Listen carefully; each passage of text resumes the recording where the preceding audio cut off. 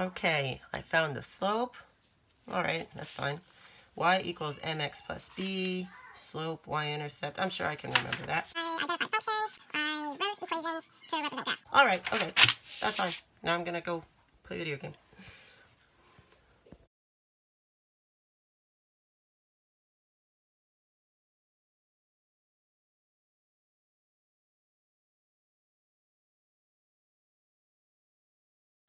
Find the slope. Okay, I'm going to cover up the answer so that I can practice and see if I know how to do it or if I don't know how to do it yet.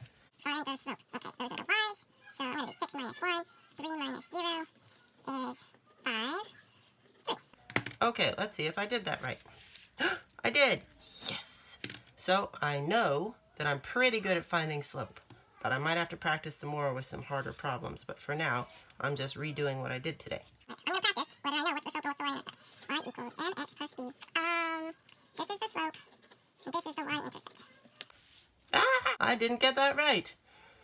I'm going to make a star in my textbook or in my workbook or in my notes or whatever this is. So that I know that I need to work on that. Work on this. I'll come back and practice that more later.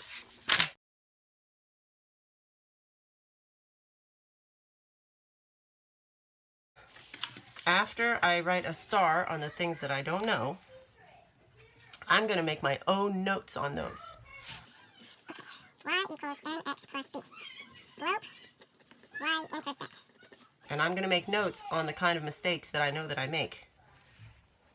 Sometimes I switch B and M.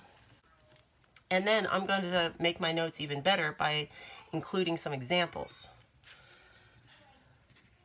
Slope of 5, y-intercept of 10 is question mark. Thinking of your own questions is great higher level thinking skills, and it will really get your brain to remember the material. Okay, so the slope of 5 goes in M. Y-intercept of 10 goes in B. Let's make sure that what I'm doing here is right. Let's see. Slope, y-intercept. All right! I'm also going to go back in a previous chapter or previous pages and read everything there is to know about slope. I'm also going to go on YouTube and I'll look up Khan Academy and see what they have to say about it. I'll go on Google Classroom and see if Ms. Hosak has posted any extra practice. Oh, I'm also going to call my friends and talk to them about slope. All right, moving on. I know that I'm not very good at determining what's a function and what is not a function. So I'm going to make some notes showing examples of functions and examples of not functions. Okay, not functions. I'm a messy writer because I'm a duck. Not functions. I'm going to write a picture of something that's not a function. And then I'm going to look up in my pages to find another example of what's not a function.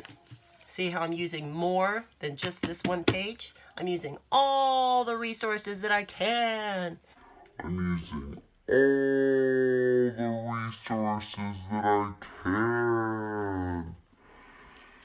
Circle. Not function. Turning the page, because I'm such a good studier that I'm using up pages already. Here are examples of functions, lines that are functions, and I know this because I read more and I looked at more classwork activities that we did, and I found all the things that are functions. Functions.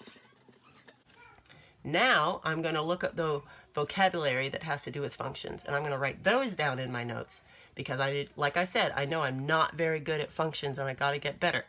So I'm going to write down the definition of input, definition of output, definition of functions. Linear function. All the words. And after all that is done, I'm going to reread all my notes a few minutes every day.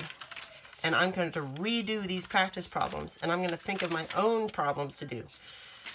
And I'm going to find more work to do on IXL to make sure that I get 100 on all those skills, and I can ask Ms. Hosak for extra practice. And then I'm going to start studying several days before the test, not just the day before. not just the day before. I think that's all I got to say about studying. Quack.